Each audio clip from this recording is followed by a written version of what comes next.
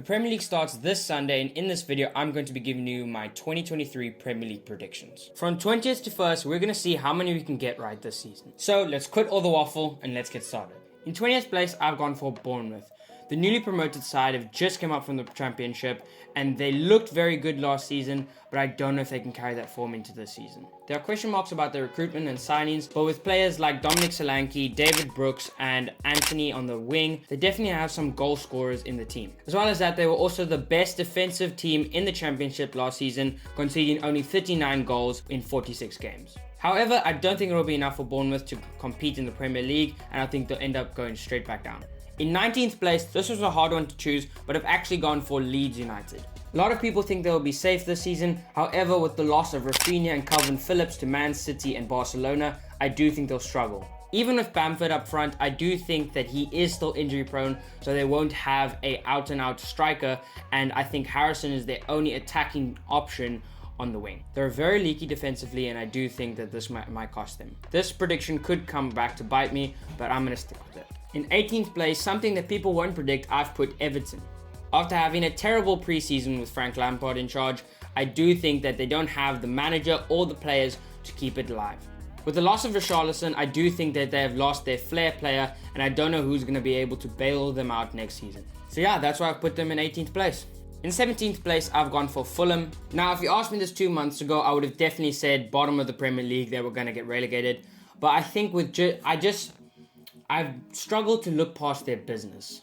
With recruitments like Bern Leno and Andreas Pereira and Paulinho from Sporting, I just don't see how those players don't do well at Fulham, and therefore I do think that they might have enough to stay up.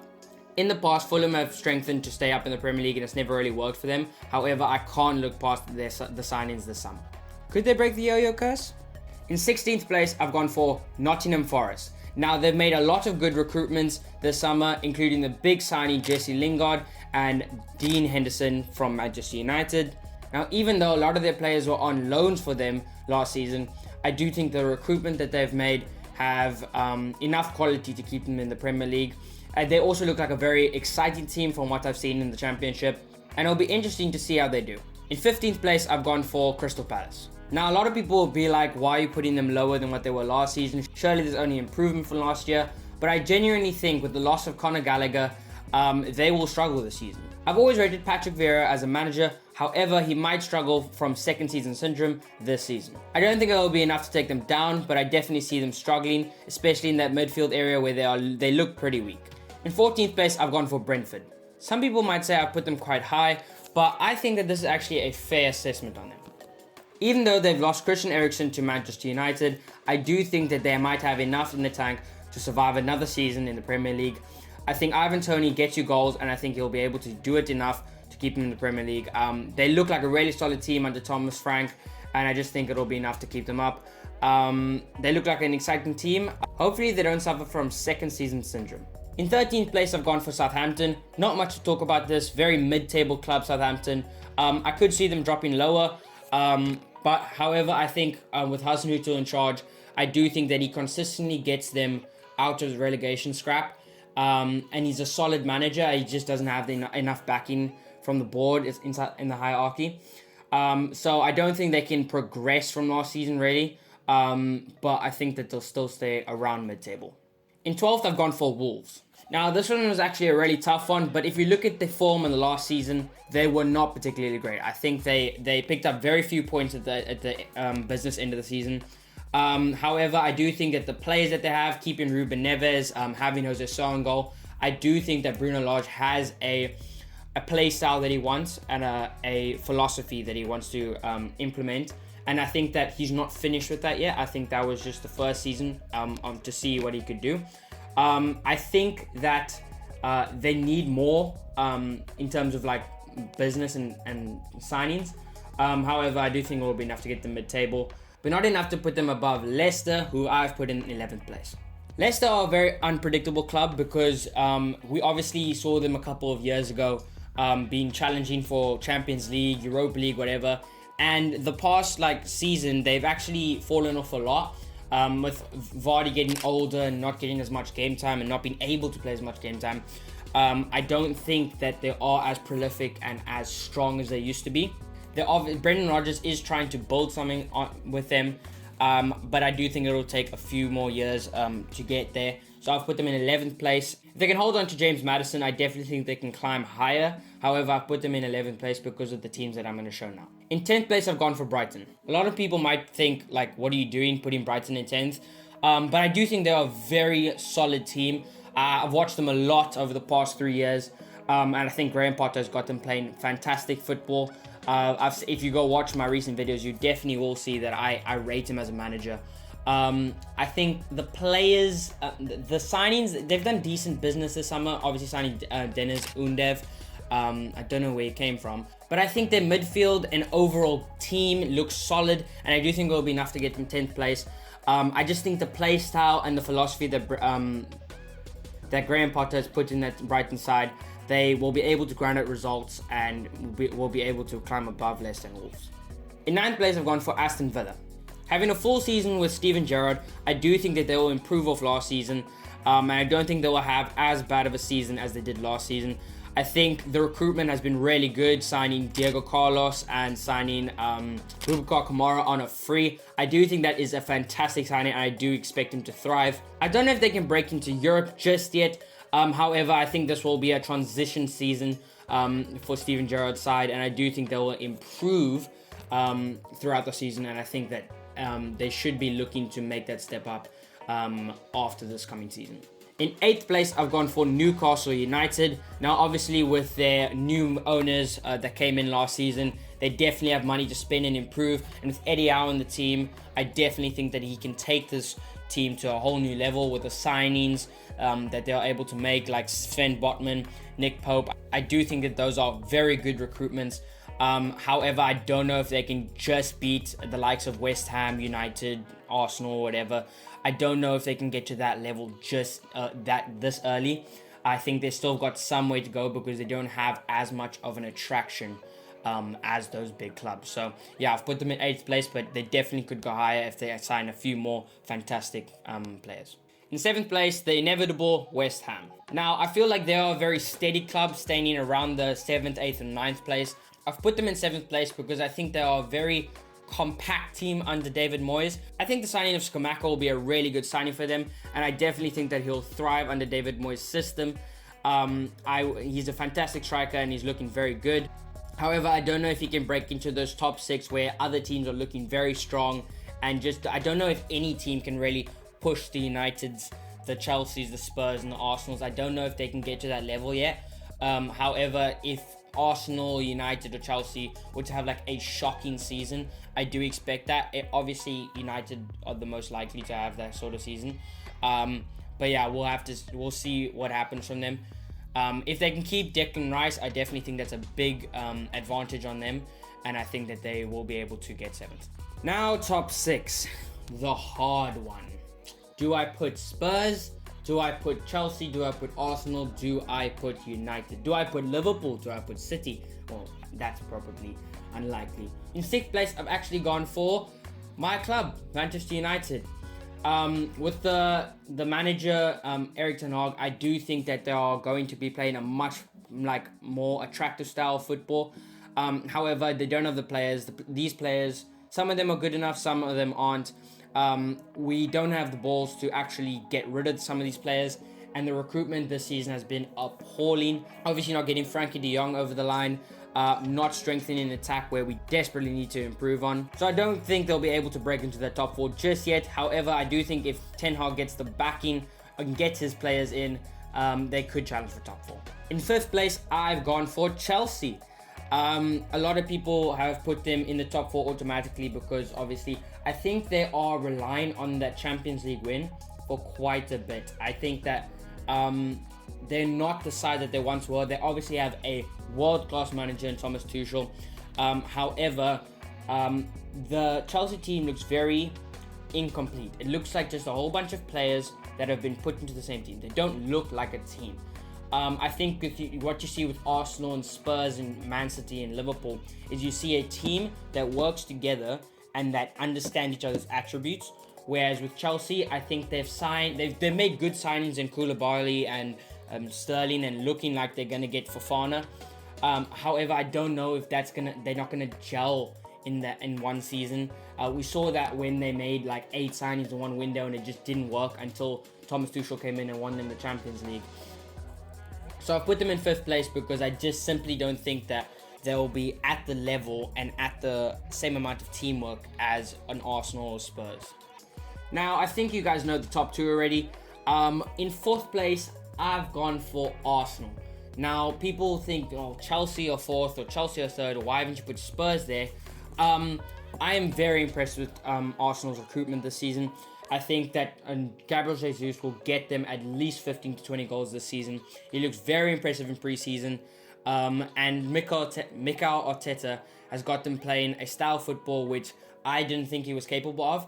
But they play very fluent and aggressive football. I really enjoy watching. The signing of Zinchenko also bolstered that Arsenal defense. And I think they will end up playing Champions League next season. Now the inevitable 3rd place is Tottenham Hotspur. Yeah, I've put them in 3rd place. A lot of people will put Chelsea, but I put Tottenham because of their manager and their recruitment. I think the signings of Yves Bissouma, Jed Spence, Richarlison, all of them, they help the squad that already got them into top 4 and performed well last season. And I think with Antonio Conte as your manager, I don't see how you can't win a trophy or have a successful season with a full season with that sort of manager. He is a winner and he won't accept anything else. So I do expect them to maybe even win a trophy this season. It won't be the Premier League. However, they will do well in the Premier League, and Antonio Conte will do wonders with that team. So yeah, with the front 3 of Son, Kane, and Kulusevski, as well as Richarlison to come into the mix, I definitely think they'll score a lot of goals this season, and they have a solid defense as well. So yeah, I'll put them in 3rd place. Now for the hardest pick of the table. Do I put City in 1st or do I put Liverpool in 1st? A lot of people think it's straightforward. Do I put City in front? Do I put Liverpool in front? It's not as simple as some people may think. Now, obviously, Liverpool have made signings like Nunez, but City have also bolstered their attack with Erling Haaland as the main focus. And even though people think he's just gonna hit the ground running, I simply don't think that's how it's gonna work. He will take time to adjust to the Premier League, and therefore I do think that he's gonna need some time to get used to the fitness of the Premier League, get used to the style of the Premier League. He will be a good signing at the end of the day. I just think I might take him a while, as well as Darwin Nunez. I've seen a lot of people on Twitter calling them flops after them missing open goals in preseason. It just simply isn't that case. I think Haaland's obviously got a higher ceiling than Nunez, but long term, I think both of them will be really good signings for their teams. However, I am going with Liverpool in 2nd and Manchester City in 1st. I think Liverpool losing Sadio Mane on the wing, they've only really got 2 wingers that they can rely on. And then Jota, for me, is more of a striker. He's not really a winger that can cut inside or that can dribble out wide and can put a cross in. I just don't think that he's that sort of player. Whereas with Man City, you see Foden, you see De Bruyne, you see Mahrez, you see Grealish, you see a whole bunch of players that can play in various positions.